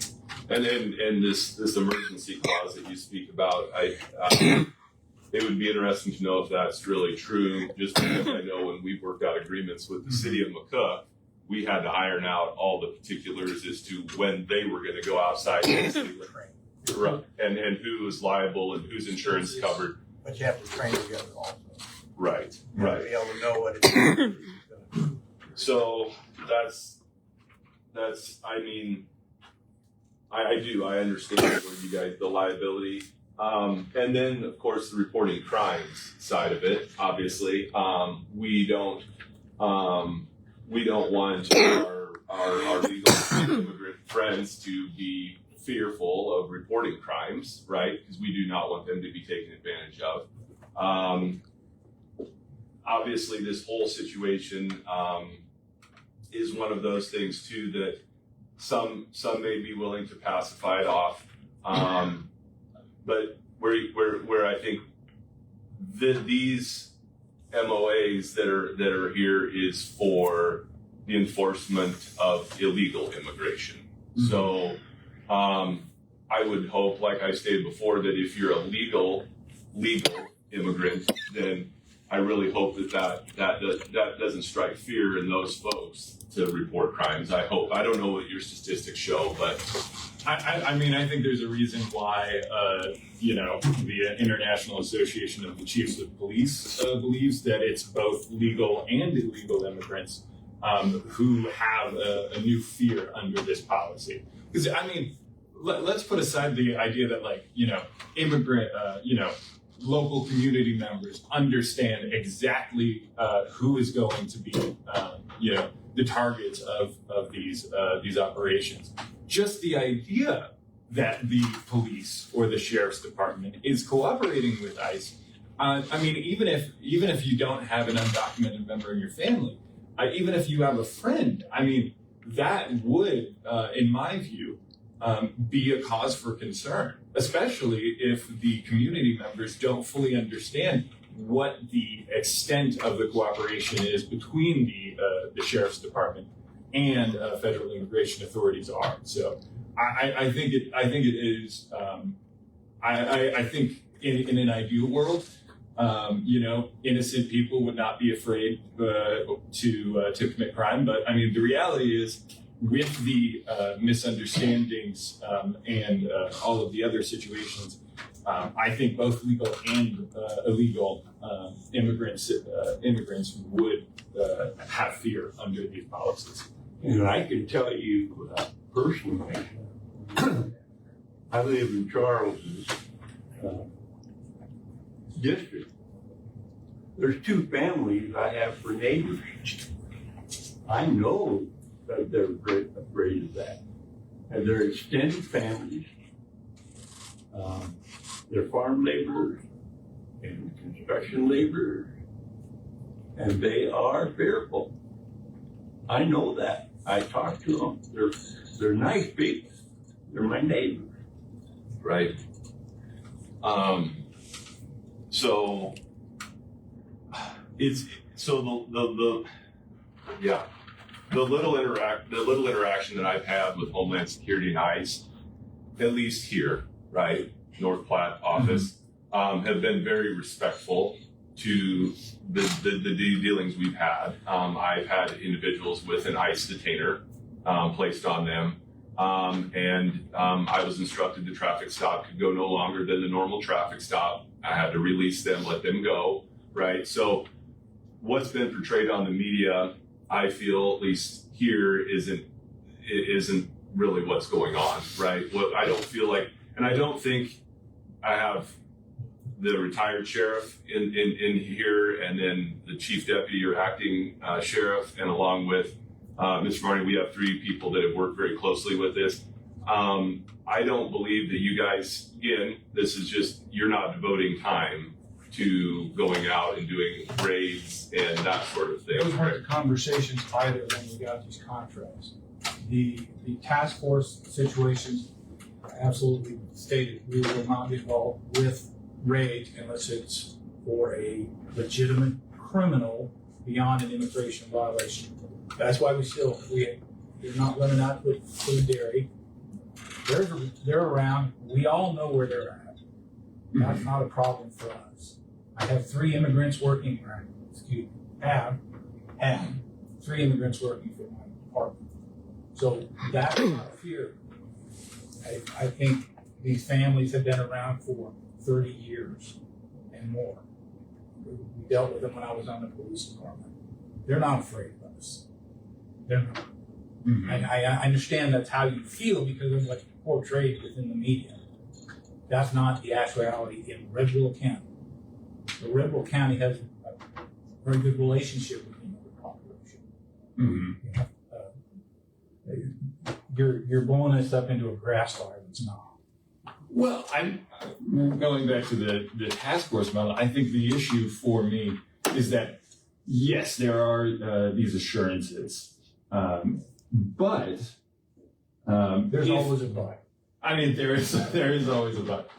There's all these assurances, but the policy, as laid out in the task force model, does contemplate going beyond merely criminal Contemplate. warrants. There's a Yes. clause there that can be interpreted in any way that either party can decide. Well, it allows for administrative warrants to be executed as Sure. well.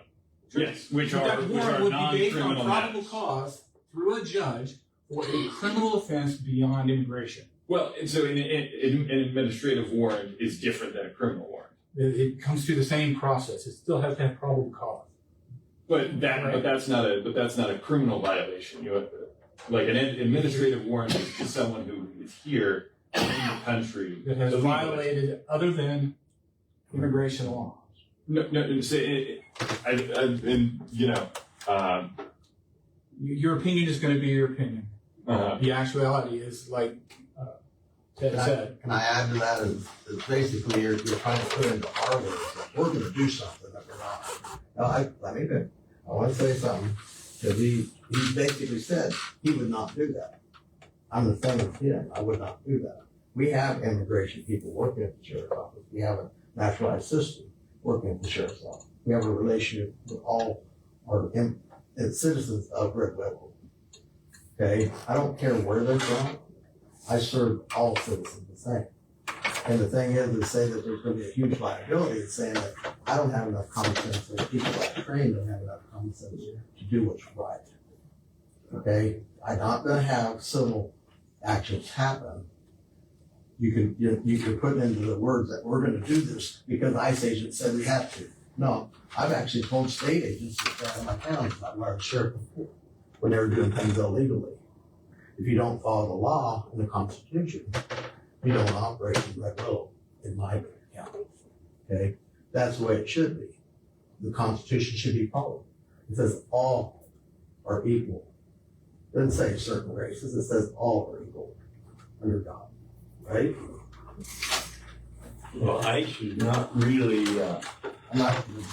greatly responsible for following the Constitution. One or two people, bad apples don't make the whole organization better. It's more than one bad apple. It's all over the country. And maybe it won't. That could be said about the population of law enforcement anywhere. I mean, yeah, there's bad apples everywhere. I'm just not going to get into a debate about how bad ICE is because it's meant something to happen in another state. In Nebraska, it don't happen. I mean, the people in Nebraska, I hope it never does. I hope it never does, but that's where your training and leadership means the most. It would just load me in to say that it's going to be a liability issue because I signed this agreement. It's not. It's because I'm going to use my better judgment. The people I trained are going to use their better judgment. There's something's wrong. I told them all along. You walk away, or you correct it at that moment. If a cop doesn't stand by and doesn't take action, they're complicit in that action, right? That's trained and ingrained in a good leadership, and it has to be. And that's the thing is, Kevin preached that. I preach it. It's something that needs to be done. It has to be taught at the ground level. You got new officers coming out. That's what you teach them.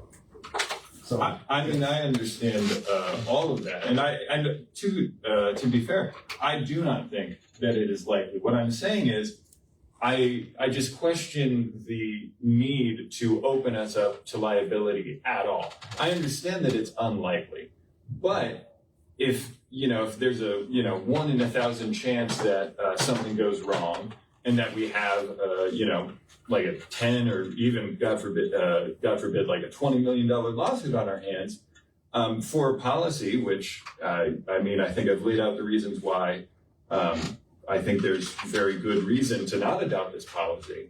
If we adopt this policy and then there's a 1 in 1,000 chance that there's a $20 million payout that the county is on the hook for, I think that that's still a cause for real concern. I understand that you have training. I understand that, the odds of this happening are very low. But I think if this happens, there is millions of dollars on the line. And I think that's the biggest thing. The thing is, you have that important part that I talked about in the last meeting. It's also, if we do our job, if I'm out arresting someone and I'm working and I'm doing my job, I'm gonna still have that liability if I run across another illegal alien, right? So how I act there can bring liability to me, to the county also. Am I supposed to ignore that? If I'm out arresting someone and I find out they're illegal, this task force just allows a situation where we're able to train in with our partners, because I can't go work with NSP if I don't know how they're going to operate. I can't work with the Cook Police Department if I don't know how they operate. Emergency is emergency. We're going to spend the first 2 days trying to figure out how to handle the emergency, who's going to do what. No, we have to have that plan in place. This is what the task force part is, so that we know their procedures and we can do them. Plus, I'm going to do this job whether I have that agreement or not. This allows me to, the ICE, the federal government reimbursed the county for that time that I spent doing the job that ICE would have to do, okay? So there's a lot more avenues on that. So basically, we have to do the job. As long as I can't turn my back on it, or that don't happen, that might be an ICE issue. I can't ignore that, because then that's a huge liability for the county. Okay, I can go through a whole debate about this with you, but we have to do our job as one. These agencies that say, I'm not going to help ICE, period, they're actually opening their county up to a huge liability there. I said, we have to do our job as one. I swear I'll uphold the Constitution and follow the laws of this nation. That's what I'm going to do. We can't completely avoid liability ever. We're in law enforcement. We carry every call we go to, there's a gun involved, and we're carrying it. So there's liability in everything we do. The jail is a huge liability. Very small potential, but no different than what you're talking about. It's something we have to do. I understand that there's always liability, but in terms of these agreements, like I said, $200 million from Maricopa. I understand that there's still liability in terms of local police interaction, but I'm saying that when you involve yourself with the federal government, I think that significantly enhances the liability. And there's a lot of other reasons that I've laid out, which I will not repeat. All right. Well, yeah.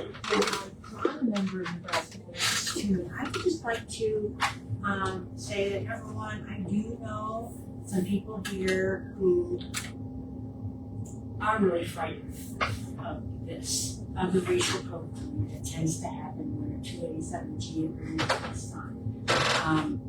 And I don't blame them, okay?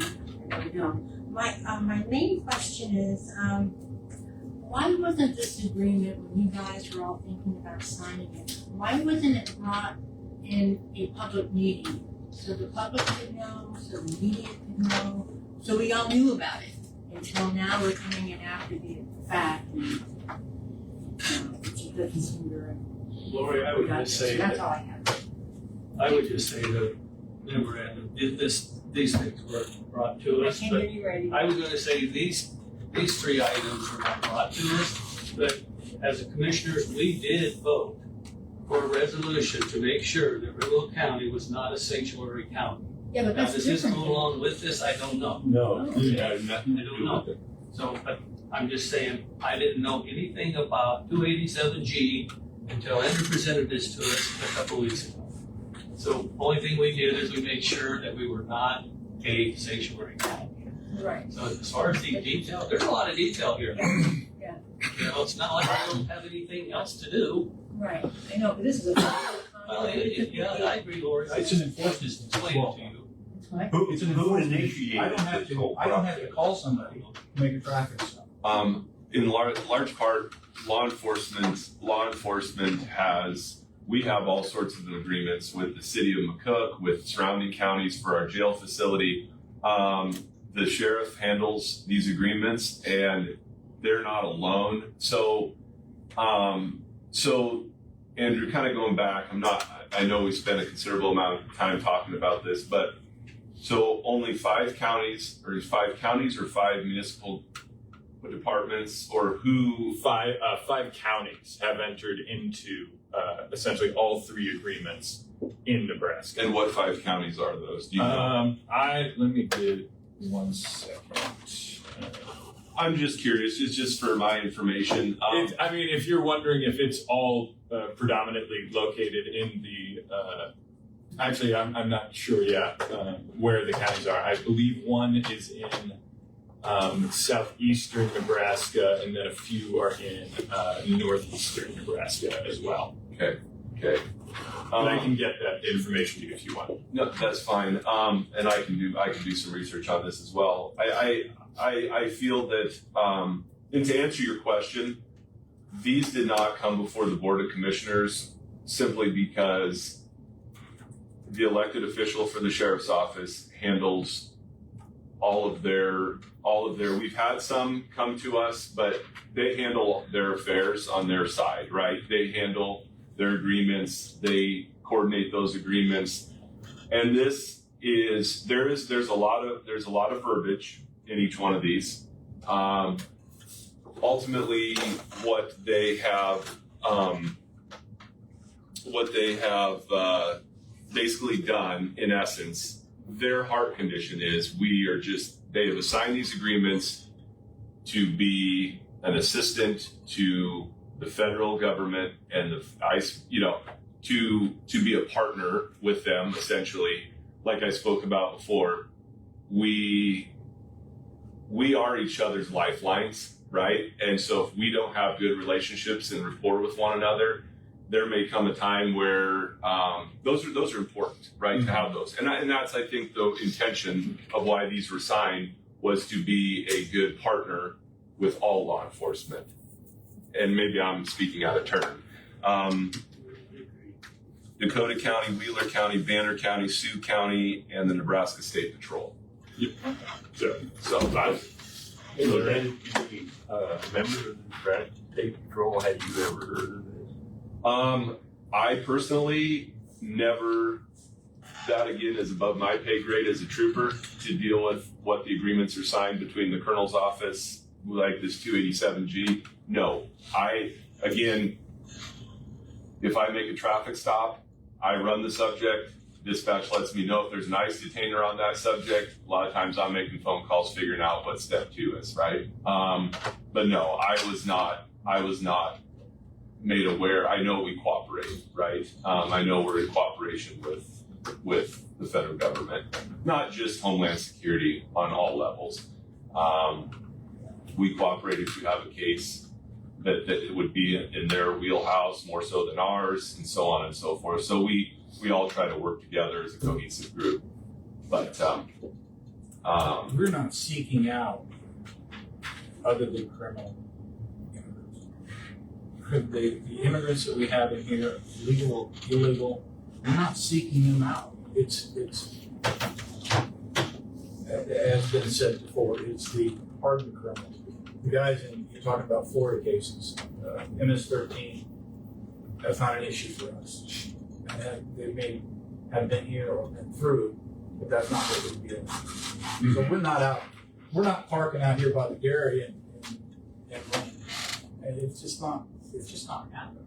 It's just, they may do that on the east side of the state, but it's not happening here. It hasn't happened here. They've had illegal immigrants working here for 30 years. I mean, I hope you're right. I am right because I've been here for 40. So. I mean, but there is a new, I understand that you're not, but I mean, this agreement goes forward to the next sheriff, correct? And, you know, I understand that you were running for sheriff, is that right? Mm-hmm. Yeah. And so you may also not agree with that, but, you know, this agreement goes on. And so this gives sheriffs the ability to do that. And so I think that's the concern. I understand that, you know, it's like, I guess you know, I think a good analogy would be like, it's like if you hand someone a bazooka, you know, there's not a strong likelihood that bazooka exists. Well, sorry, not that it exists, that it's used. But I guess the question is, why did we give the bazooka in the first place? Especially when, as I said, there's a lot. What did you say? But they look good. That may be true, but there's a lot of potential for damage.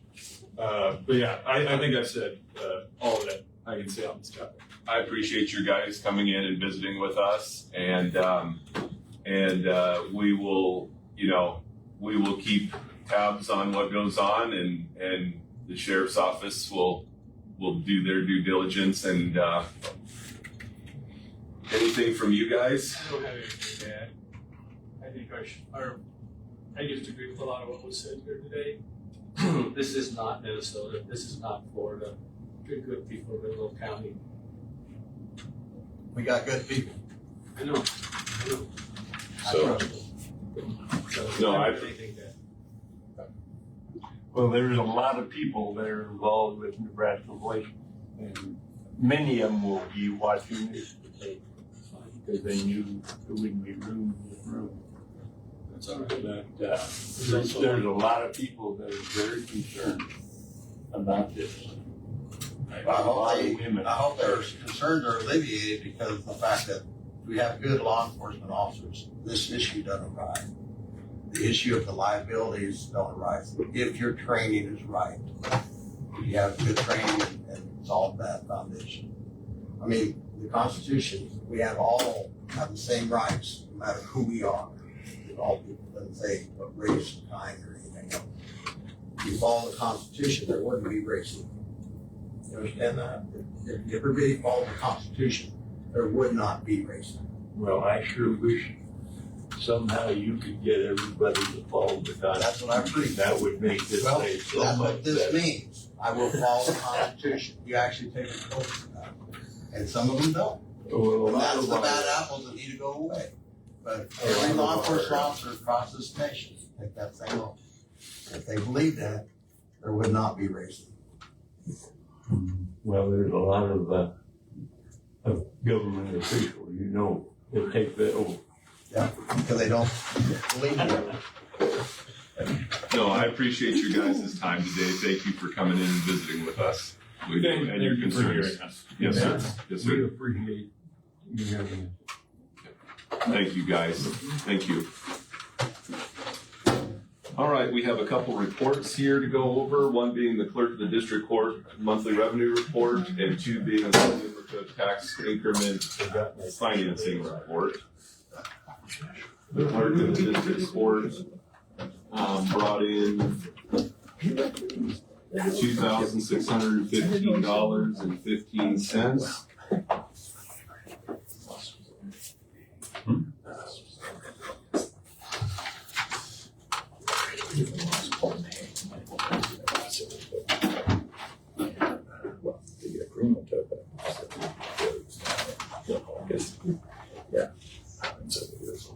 Pretty natural fit.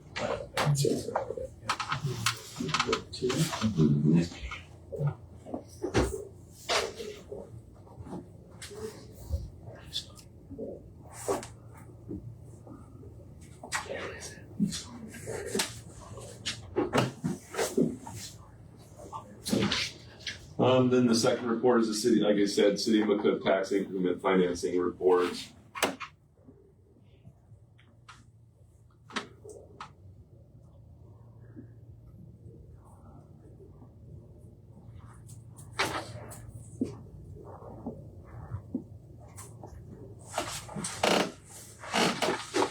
You can look, there's a can see an update on this MEDC meeting every day.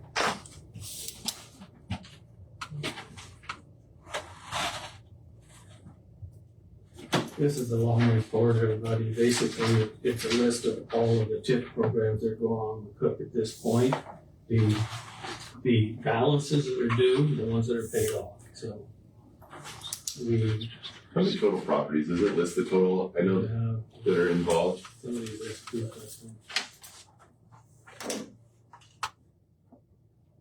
Looks like there's close to 30 altogether. Actually, no, I take that back. Those are amendments.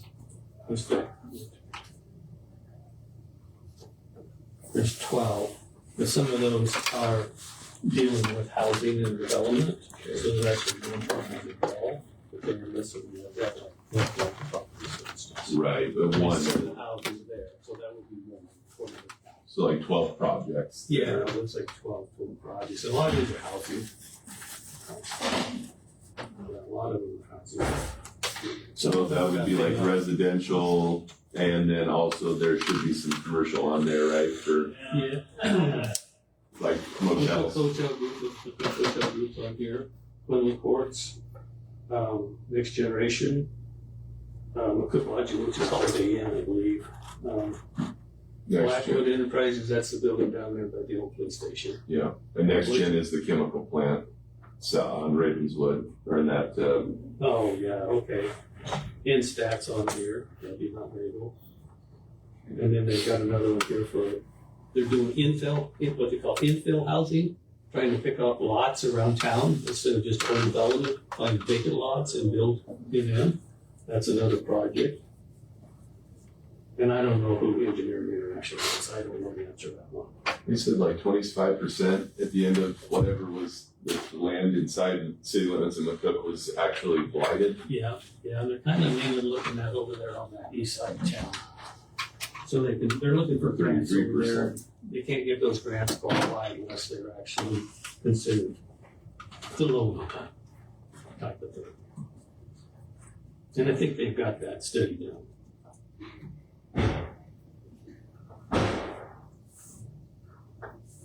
Started on the east side. They did a few numbers, now it goes to West 10.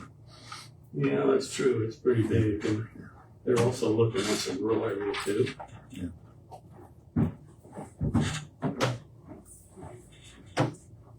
Kind of hoping they bring Indian oil into it, which it sounds like they might. They maybe would qualify for a housing grant, possibly. Engineering International is an architect in McCook, Jeff Tidyman. Oh, yeah. Yeah. And one last item on the agenda is correspondence from the MEDC, which is why Amanda Engel stopped by. This is our certificate of membership to the MEDC.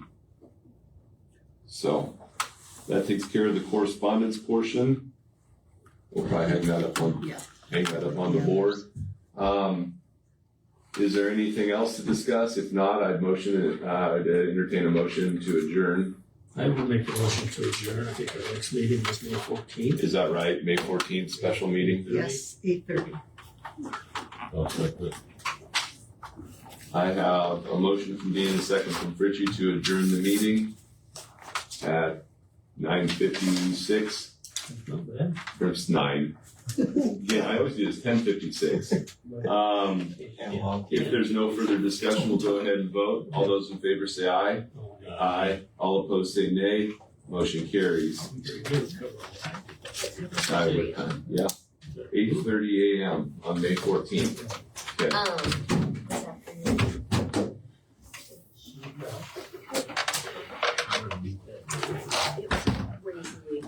I got a new dog and then I got I've been making for So are you doing anything this week? Nothing. No? Free as a bird. She has a laptop. Okay. She's supposed to be my daughter's best. Gotta earn your keep. That what? You have to earn your keep. Yeah.